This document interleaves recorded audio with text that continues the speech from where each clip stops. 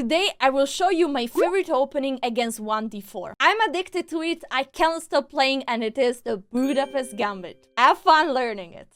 It starts with d4, knight of 6, c4, e5. This is the gambit. You're giving away a pawn to go for a quick development, as always in gambits. Let's start with 4 ways for white to decline the gambit. Option number 1 is to play the move d5. Only thing to remember here is to go out with the dark square bishop, bishop b4 check, then exchange this bishop, and then play the move d6. And now you will go with a very typical development. You will castle your king, and then play the strong move a5. Now your idea is to bring the knight on c5, and then you can bring this bishop out on d7, for example, and you always want to go for knight e8 and f5. Position is equal. Option number 2 for white is to play the move e3. It can be played by people that wants to avoid all the crazy line of the gambits. Here you just take the pawn and then go for bishop b4 check, knight c3 and castle. And you get an improved version of the French defense. You will go on with move like rook e8 and d5. Also here, equal position for black. Now there are 2 more options for white to decline the gambit. One is knight f3, the other is knight c3. And it's mostly done by people that always play those moves at move 3. Knight c3, you will just take the central pawn and then attack the queen. The queen needs to go back home. You develop your pieces in a natural way, attacking the knight on c3. After bishop d2, you keep going with castle. And after a3, you give temporarily away the bishop pair, then take it back with knight on e4. In c2, you take, and now you get such an easy position. You play the move d6, you will go on with rook e8, the bishop can go out here, or even on g4, f5 sometimes, just an equal position. Last but not least, knight f3 is also possible, but it's very bad. You just take control of the center with e4, the knight goes back, and now you play the important move c6, followed by d5, and then you have basically a white position with black. What a good deal. Let's go straight into the gambit accepted. D take e5. You move your knight on g4, very aggressive. You're threatening to capture back the pawn immediately, but also look at the square on f2 because you might have some trick there. From this position, we will see very quickly 3 sidelines. First of all, queen d4. This is a common mistake, but you need to know how to face it.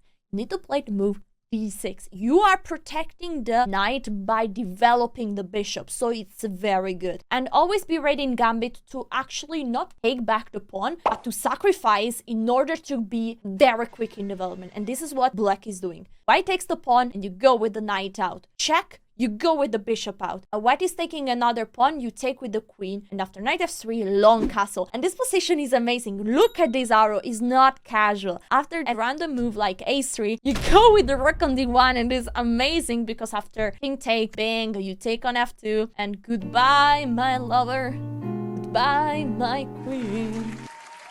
Yes. White loses the queen. In this position, it's also possible for white to go for the move e4, and the queen is attacking the knight. This time, you take the pawn in the center, and after f4, you go back with your knight on c6. Now we will see how black is going to complete the development. Take notes because it's a bit atypical. Bishop e3, we give a check. Knight c3, we capture the pawn. Look, we created a huge weaknesses with the double pawns. Queen e7, bishop d3, knight on a6, with the idea to go with our knight on the strong square on c5. And after knight e2, knight c5, castle, where are we going to develop this bishop? With the move b6, idea of bishop b7. And in this position, we might want to castle our king even on the long side. It's very strong. Why does the bishop pair in this position, which is mostly very good? But let's not forget that these pawns are very weak, and this knight on c5 is a very strong piece.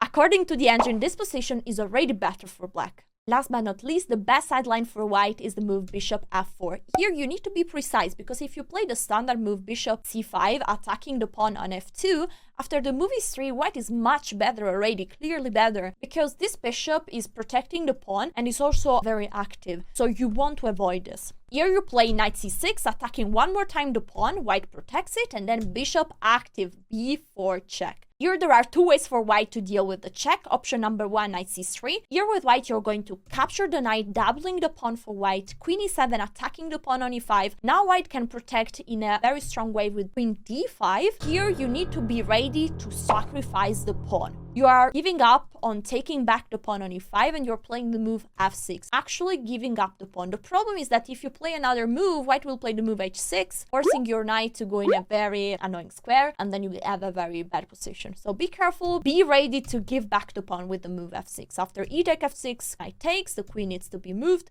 Now you play d6 and you have a very nice way to finish your development. g3, castle, bishop g2, bishop g4. And after castle, you bring the other rook on a very active spot on e8, attacking the pawn on e2. And let's not forget that those pawns are not having a fun time there because they cannot protect each other. From this position, there is a game played by two international masters that ended up in a draw. Definitely we can say that there is a good compensation for black in exchange of a pawn. Second option here to protect the check is to go with the knight on d2. In this case, we attack the pawn, and after the move a3, we prepare a very nice trap. We take the pawn on e5 and say, no, my bishop, oh no! And if white takes, and believe me guys, there are 2,000 games that ended up in this tragic way, you go boom, checkmate.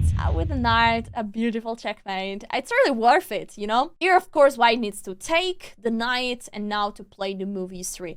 If white takes one more time, please don't leave your bishop hanging, but first take here and then capture back the piece. You will keep going with a normal development. And black position is completely fine. White will play the move e3 here, and now your bishop is really hanging, so please take. Play the move d6, keep going with the development, and now you want to bring this bishop out on b7 with the move b6. The game might go on with normal moves like b4, bringing the rook to the activity. Remember this move knight d7, you want to avoid control the c5 square, avoid white to open up completely the position. And after rook fd1, you go for the move a5, f3, you take the pawn, you bring the rook on the a file, rook a3, you want to bring also the other rook to the a file. Despite white having the bishop pair, this position is very active and solid for black, so definitely good for you. That's all. Now we are ready to go into the key position, the main line of the Budapest Gambit. Knight f3. We go out with the bishop on c5, attacking the pawn on f2. e3 is basically logical. Knight c6, attacking the pawn. Knight c3, white is just developing the pieces. There are not really ways to protect the pawn. There is one way that is queen d5 that you might have, but just queen e7, and now this pawn is still lost. So white here plays knight c3, castle, bishop e2, rook e8, attacking the pawn on e5 one more time. And after castle, you're ready to capture the pawn. This is the key position of the Budapest Gambit. Now we will see two options for white. Let's start with the most sharp, the move f4. This move starts a very dangerous plan for white, and if black doesn't know how to face it, he will be in trouble. We go with the knight on c6, and after the move, bishop d3, looking at our pawn on h7, we won't take on e3. Don't do this, because after bishop take, rook takes, knight d5, attacking the rook, we have to go back, and now the attack is really too strong. White is going on with move like f5 and eventually even f6. Maybe we are getting mated on g7. We need to keep the dark square bishop in order to protect our king. So in this position, reason why here we play the move d6. After queen h5 threatening to take on h7, we play g6. And after queen h6, now there is a key move. If we play a natural move like knight b4, this would be very wrong because white has f5. And if we just take our free bishop, free piece on d3, well, there is even f6. And ladies and gentlemen, this is going to be a checkmate. So please, in this position, remember the move d5. You might say, what? What is the idea? Well, the idea is that suddenly we can bring our bishop back home in order to help our king to get protected. So all the idea with f5, f6 are no longer working. If white is taken with the pawn, we play the move knight b4, attacking both pawn and bishop. Bishop c4 is the only move to protect the pawns, but we have the strong bishop f5. With, as you can see, the idea is to go further with the knight on c2 and then maybe to capture the pawn on e3. So definitely a great position for black here. If white takes with the knight, we can play the strong knight b4, starting a series of trades. Knight take b4, bishop take, we're attacking the bishop, and now bishop f8. Very important, the queen can just go on g5, so we can exchange the queen. And in this position, you still play the move a5, then you're ready to go with your bishop on g7, and there is full compensation for the pawn. Look at this. Weak pawn, weak pawn, weak pawn. Very good compensation. Nothing to worry here. The most played move in this position is the move b3.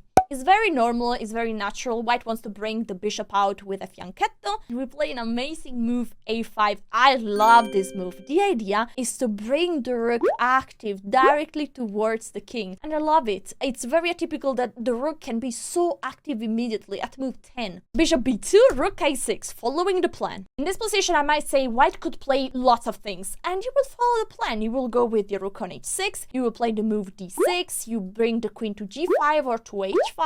And eventually even this bishop out, maybe even to h3 sometimes. So you go for the attack. The most aggressive try for white here is to play the move queen d5, where you need to be a bit precise. Please here, don't block the rook with bishop b6, but play bishop a7. And after knight e4, you play rook h6. You might think, wait, what? The knight is hanging, but don't worry, we play the move c6 here, forcing the queen to move. And if the queen just moves away, we take back the piece and we have an incredible position. Now, two rooks are going for the attack, and black is already better here. To avoid this, white needs to play the crazy move bishop f6. The idea is that we are basically forced to capture the bishop, and we have, unfortunately, to take with the pawn. Now the queen will move back. We play the move d5. The knight needs to go on g3, but we still have a weakness, right? We have the double pawns, and we would prefer not to have them, but we have them, and we need to deal with it. We play the move d takes e4, and if white wants to keep the queen, well, then we go with the sneaky move f5, preparing some very interesting idea. Queen g5, and then we might even think about some sacrifice with the rook on e3. Look at this strong bishop, don't forget that there is a bishop there. If this plan doesn't work, we can always go with the bishop on b8 and try to strike on this other diagonal. So very interesting position here. If white decides to exchange the queen, we still have a very interesting endgame. We have the bishop pair, and we are ready to bring our rook towards the open file on d6. Also, this position is equal according to the engine. This is all for my presentation about the Budapest Gambit. Please remember to like the video and to subscribe is very important for me, and for you is just